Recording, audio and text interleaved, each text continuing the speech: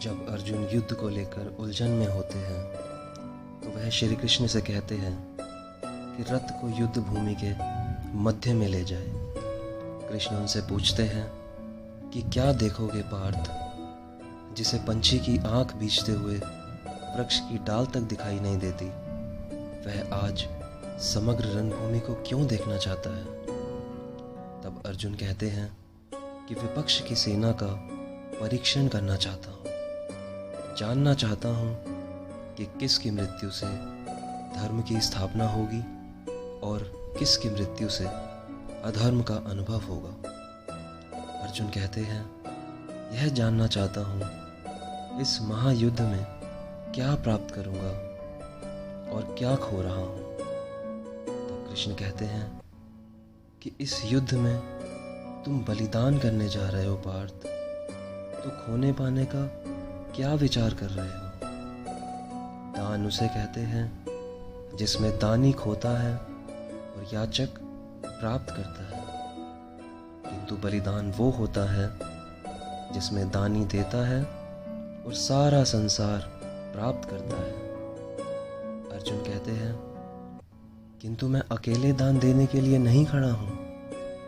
लाखों सैनिक अपने प्राणों की आहुति देने के लिए खड़े हैं। मैं निश्चित करना चाहता हूँ कि इस युद्ध में अधर्म का नाश कर रहा हूँ या साथ ही साथ धर्म का विनाश कर रहा हूँ। कृष्ण कहते हैं, और ये सब तुम करोगे पार्थ, क्या निर्माण और विनाश की शक्ति है तुम्हारे पास। विनाश और निर्माण का कार्य तो स्वयं ईश्वर करते हैं, तुम तो केवल एक साधन हो पार्थ। क्यों इन सब बातों का उत्तरदायित्व अपने ऊपर लेकर अहंकार बढ़ा रहे हो। कृष्ण कहते हैं, जो ये व्यक्ति जान लेता है कि वह स्वयं कुछ नहीं करता है, उसके हाथ ही तो कोई महत्व का कार्य हो पाता है।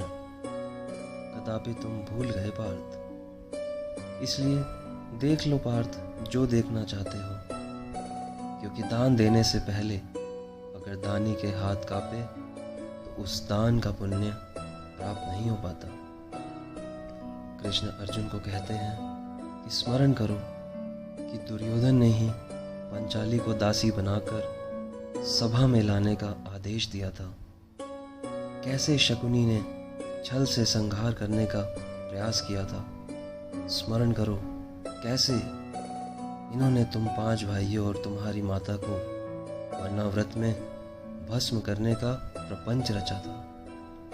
कैसे दुशासन ने पांचाली के केश पकड़ने की उद्दंडता की थी। महामहिम और गुरु द्रोण को देखो, मौन रहकर पांचाली का अपमान देखते रहे। अश्वत्थामा को देखो और स्मरण करो कि किस प्रकार के अपशब्दों का प्रयोग उसने द्रौपदी के लिए किया था। क्या न्याय मांगने के लिए अब तुम्हारा मन नहीं तड़पता। क्या शस्त्र उठाने का संकल्प जन नहीं लेता हृदय में। क्या अब युद्ध अनिवार्य नहीं लगता।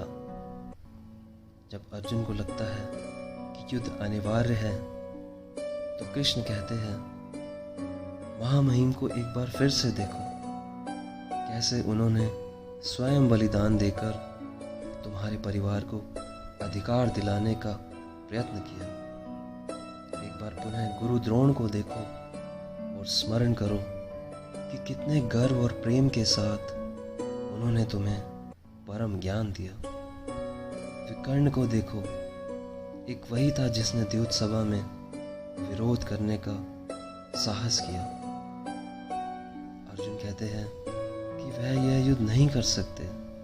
फिर कृष्ण उन्हें ज्ञान देते हैं और समझाते हैं कि वृक्ष के कुछ पत्ते गिर जाए या नए उग आए, उससे आनंद या दुख का कारण नहीं कहा जाता।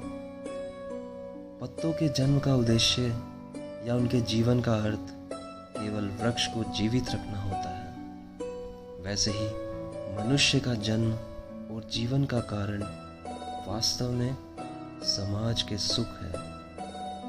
जो यह सत्य जान लेता है उनको अपना मार्ग सदा ही स्पष्ट दिखाई देता है।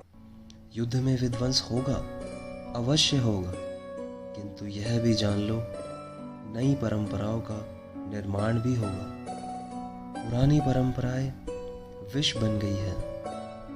हजारों वर्ष पूर्व वेदों ने जिस धर्म की स्थापना की थी केवल अपशब्द बनकर रह गए हैं। पुरानी व्यवस्थाएं टूटेंगी, नई व्यवस्थाओं का जन्म होगा। पुराना धर्म नया रूप लेकर प्रकट होगा। जिस प्रकार वर्षा ऋतु से पूर्व बादलों से छाया आकाश भी मैला दिखाई देता है और फूल से खिली मिट्टी भी मैली दिखाई देती है, वर्षा के पश्चात आकाश और पृथ्वी धुलकर साफ हो जाते हैं, वैसे ही इस युद्ध के पश्चात समाज और संसार धुलकर स्वच्छ हो जाएंगे। समग्र संसार के लाभ का विचार करो पार्थ, शस्त्र उठाओ और युद्ध करो।